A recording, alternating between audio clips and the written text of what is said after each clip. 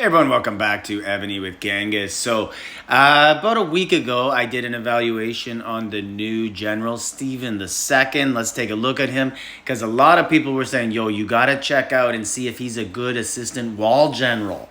I guess he could be a good lead wall general too, but assistant would probably be the place where most people would use him. So you can see, you look at him, and one of the things that stands out is all of his skills are universal. That means they work offense and defense. There's only a couple in the Covenant that are in rally, and then march size capacity, obviously. So you can't count those towards the wall. But Covenant does work as an assistant. I've tried it out. These won't work as an assistant, so you can cut those out. All those green ones aren't going to be counted here, but there's some nice numbers. Like when you first look, siege attack 50, defense and HP 40, and then over here, 45, 30, 30. So a lot of this is going to add up to a lot. So what I've done, I've compared him to Takinaka, who I used to call Tanika all the time, and Leo III.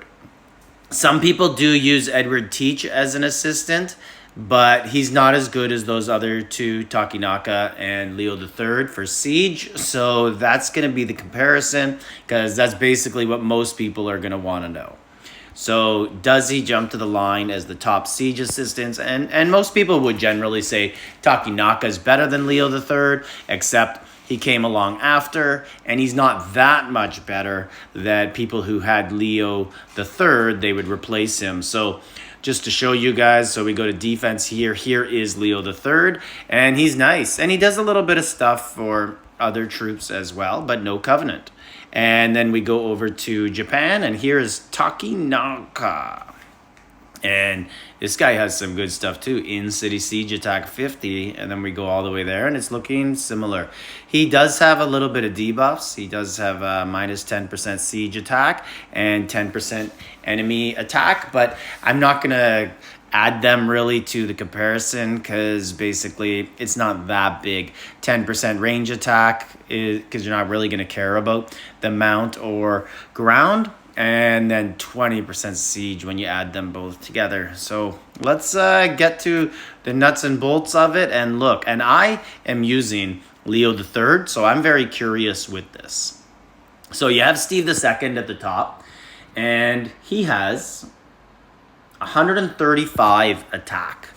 So let's compare that first to Takinaka. 135 siege attack. Takinaka has 90, but 96 because he has all troop attack. So 96 to 135. Steve II wins that. And then we go here with Leo III. And he has all troop attack 10 and siege attack 95. So he's at 105. So basically you're gaining 30% on Leo with Stephen II, and about 45 on Takinaka. So he wins that by a lot. Siege defense, 85. Takinaka has 40, because he has siege defense 10 and all defense 30. So you're winning that by 45. How's it go against Leo?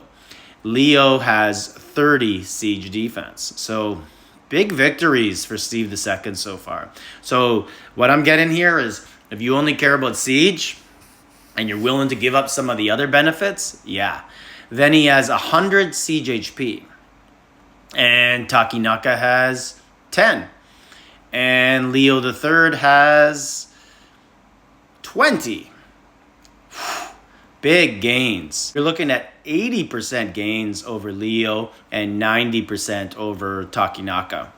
So yeah, so siege-wise, he is on fire. Range attack 10 for Steve II, and Takinaka has just 6%, so he wins that on range but loses on the other troops. And then Leo has 40, so Leo wins that by 30. And then Steve II has range defense and HP by 30. And Takinaka doesn't have any of that, but he's going to give you ground and mount defense 45 and all defense 30. So he matches the defense part, but not the range HP.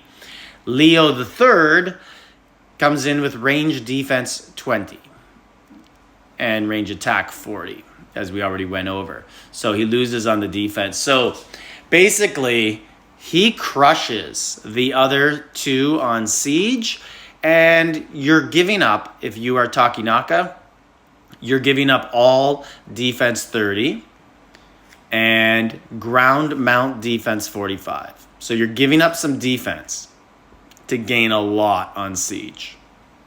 And when it comes to Leo, who is the closest in attack, but still falls by 30, you're basically giving up some mount and ground attack and a little bit of range attack, 30%, 40% because the troop attack comes on there.